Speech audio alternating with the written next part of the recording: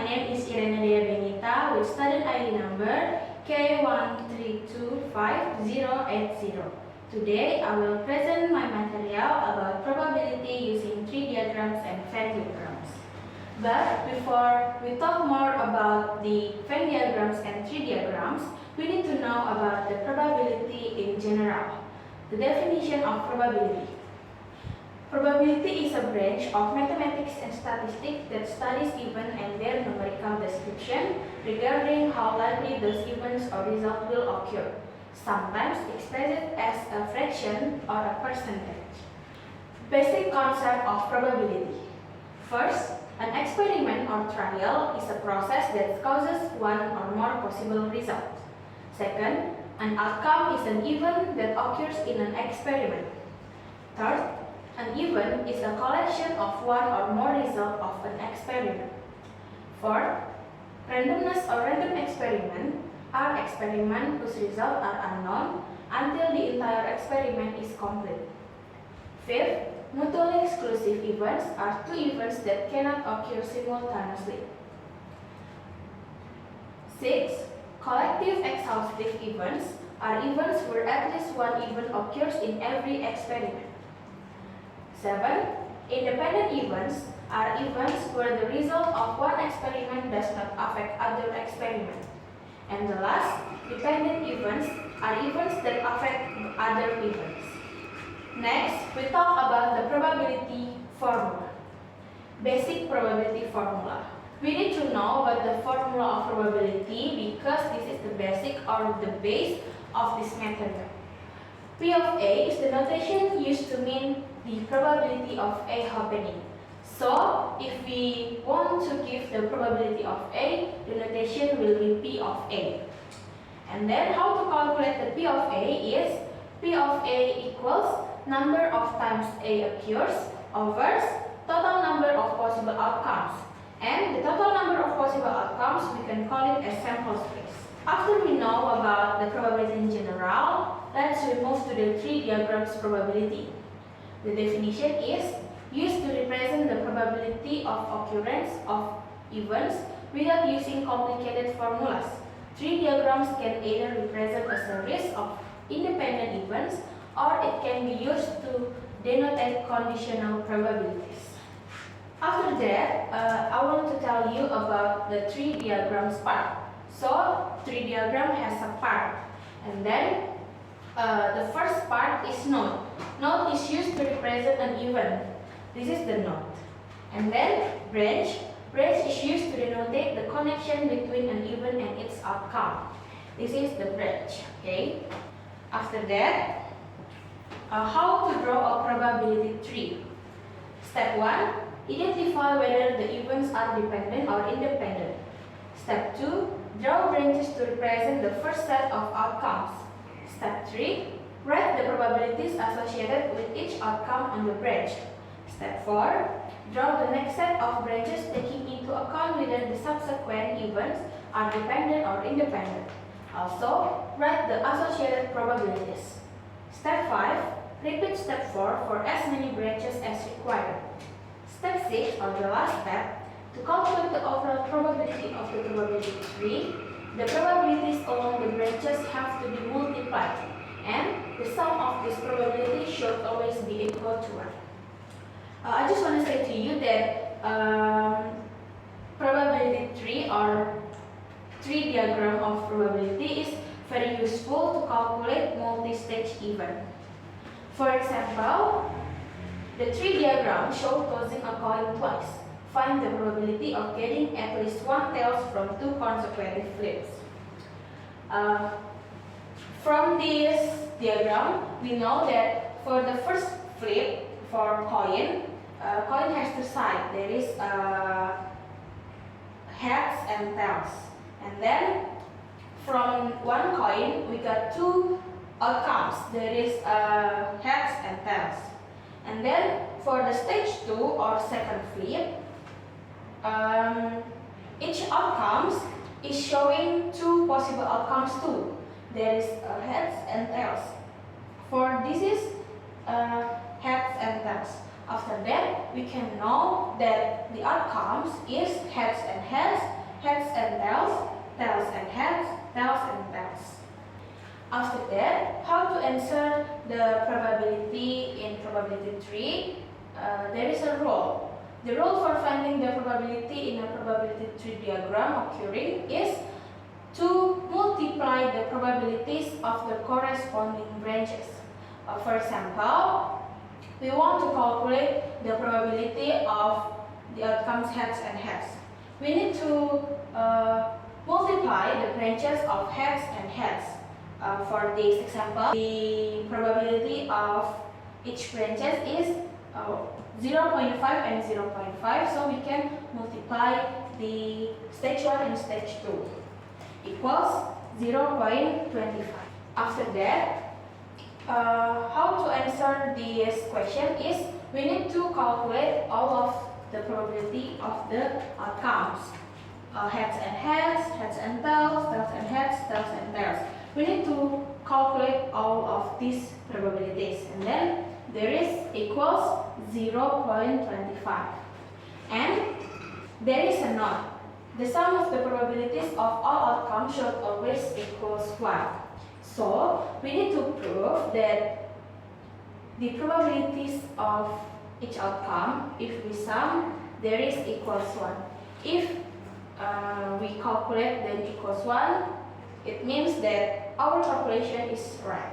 And then we need to answer the question, because the question is what is the probability of getting at least one tails from two consecutive flips.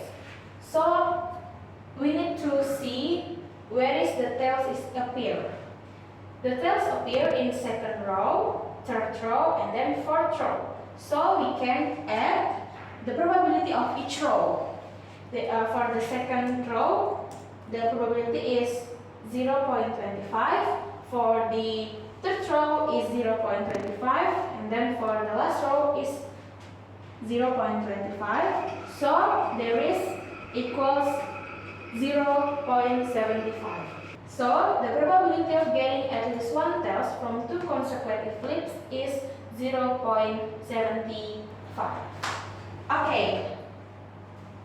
We move to the new topic, or we next to the topic is Venn diagram's probability. The definition is used to state the probability of or predict the possible outcomes of one or more events occurring.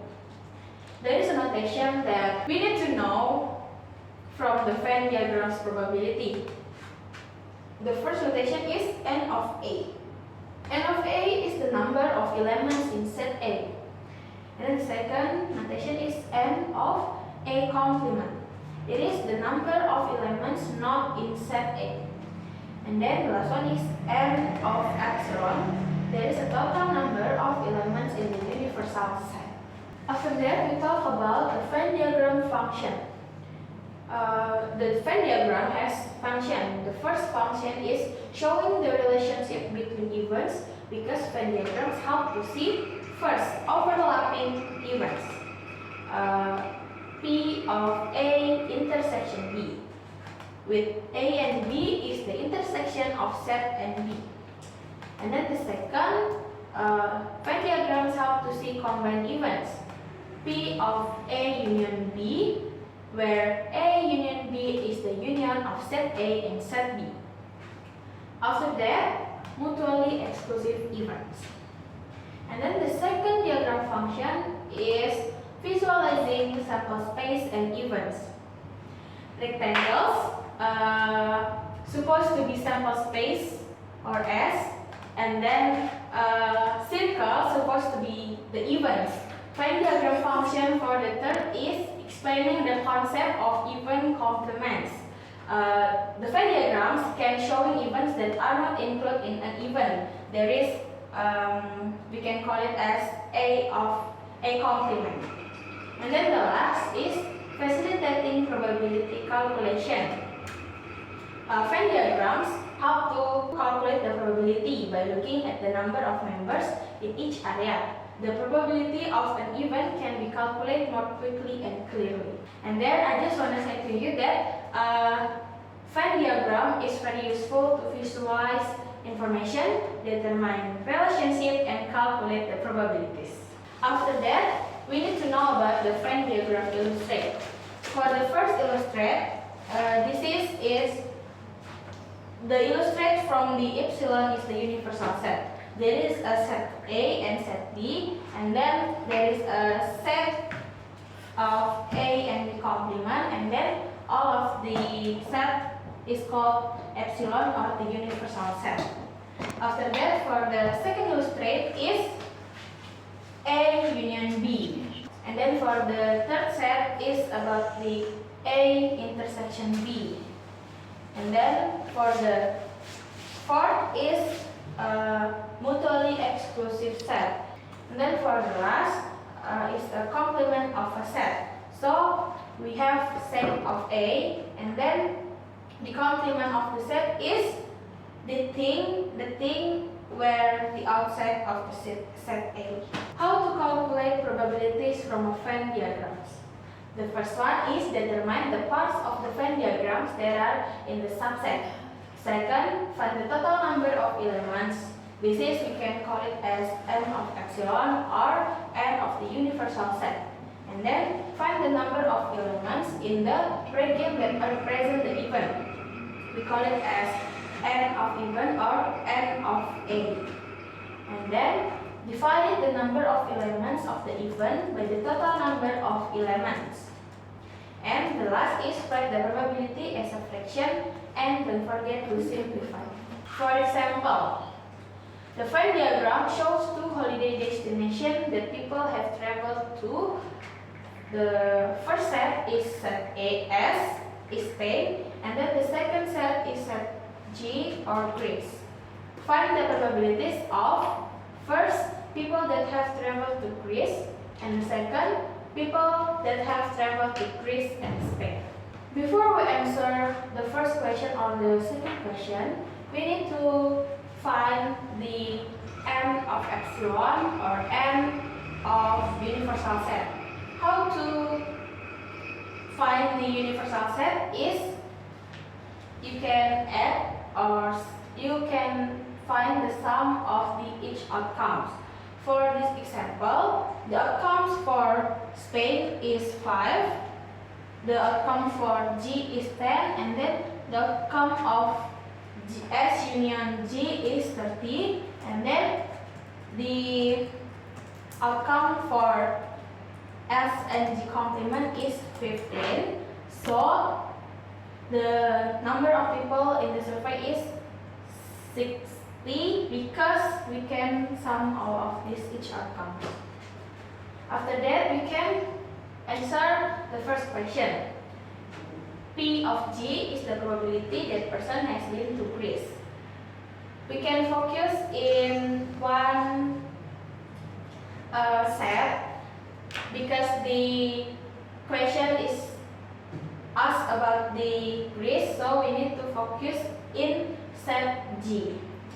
We know that people has been to only Greece is 10, and then people has been to Greece and Spain is 30. So how to find the P of G is by sum of this set.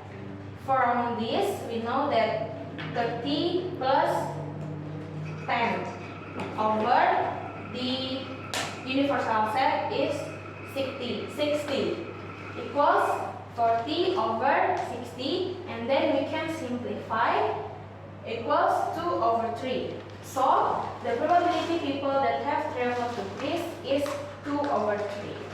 After that, we can answer the question number 2. The question is about the probability that a person has been to both Spain and Greece. P of S union G is the probability that a person has been to both Spain and Greece. And then we know that S intersection G is the intersection of set S and set G. So we can focus in here in intersection. After that, we can give it the number in formula of probability. So P of S intersection G equals 30 over the universal set is 60. We can simplify equals 1 over 2 or 0.5.